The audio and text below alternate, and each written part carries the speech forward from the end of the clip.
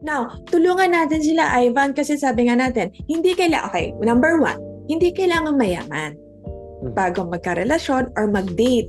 Kasi kung date lang, talagang date, anong gagawin pag magkasama kayo, maraming pwedeng gawin, di ba? Pwede mong, ang importante, i-adjust lang yung lifestyle, no? Current lifestyle dun sa means. So, meron silang tinatawag na 60-20-20 rule. Tama ba? Oo, paki-explain nga. Kasi tulungan natin sila, di ba? Parang, okay, kahit nagsimula ka sa medyo wala, di ba? Pwede pa naman. Basta may patutunguhan ka. Meron kang plano. So, yung 60-20-20 rule, it follows the, di ba kanina pa sa saving, sinabi ko, save at least 10% pagdating na income. So, yung sa 60-20-20 rule naman, doon mo hahatiin yung remaining amount nung after mo bawasan yung 10%. So bukod pa to sa 10%.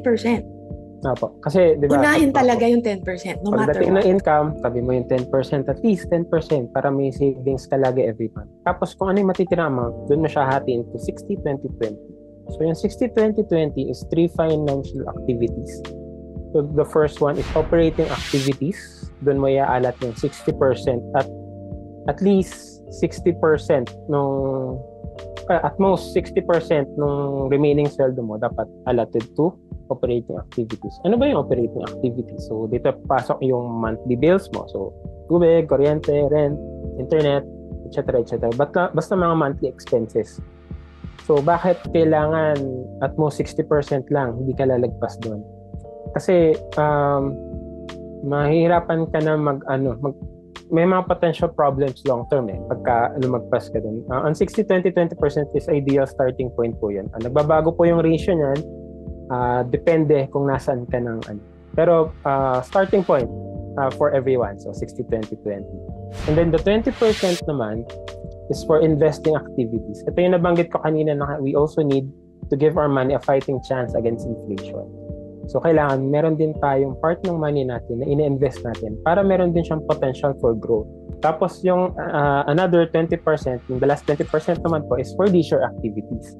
So, ito masaya yung leisure activities. Kasi ito dito yung pumapasok ang dating. Opo. So, yung sa leisure activities naman is, ito yung amount ng pera mo na pwede mong gastusin kahit saan mo gusto. Kasi, ang boring ng buhay kung puro bayad lang ng bills. Diba? Pagkasweldo bayad ng bills, tapos wala na akong pera. So, we also need to enjoy yung hard work natin. Pero yun nga, sabi ko, parang kailangan din natin alamin kung magkano yung pwede nating splurge every month dun sa sinisweldo natin so that hindi siya masyado maka-affect sa finances natin. So, yung 20% for leisure activities, pwede mo yung pang checkout sa online shopping, pang splurge mo ba, yun nga, pwede sa dates, or kung gusto mo mag-travel, pwede kang kumuha ng pera doon. So, spend it anywhere you want. So, at least, di ba, na-enjoy mo pa din yung perang kinita mo. May napupunta pa rin sa'yo.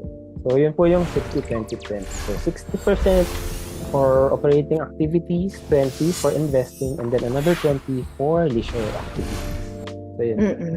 So, makakatulong ito, no? Parang, again, feeling ko talaga, Ivan, easier said than done. Parang hindi necessarily every month madaling gawin ito kasi yung 60% na panggastos, renta pa lang, kuryente, internet, cellphone, di ba?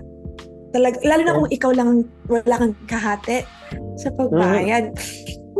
Kailangan talaga medyo, di ba? Parang, in a way, parang kailangan maranasan natin at least once or even more. Ma-realize mo, yung pala yun. Diba? So, baka naman 90% na pala ang ating operating expenses. Minsan, baka may pwede kang bawasan. For example, nahilig siya sa coffee. Baka pwedeng cheaper brands muna or bawasan mo muna yung visit mo sa coffee shop. Yun yung nga yung check mo. Parang, ito babawasan ko. Para mabawasan yung expenses ko. Para pumasok dun sa magandang ratio na 60-20-20.